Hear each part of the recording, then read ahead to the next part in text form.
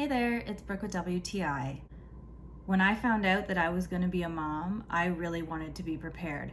So I wanted to get everything that I could possibly need for all of the stages right away. I found this book, Baby-Led Feeding. I especially liked the page with the allergy rules. It even has a graph. So I love pictures, so this was really good for me to show the mild symptoms and the severe symptoms if your baby is having an allergic reaction and what to do. I really liked that it had these 2 pages that show how the food should be served for a baby of that age because it's hard to know. And then it's got this other set of pictures once they get older, around 8 months, that shows that you can chop them up smaller and what things to use for a baby to have if it's just a single feeding. These pages are really helpful because it's hard to know how much you should be giving a baby, especially when you're a first-time mom. So this shows what you should give them for what age they're at.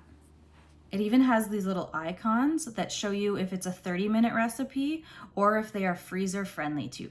If you're about to start baby-led weaning, or if you are pregnant and you just want to get ahead of things like I did, this book is what you need. But that's just my point of view.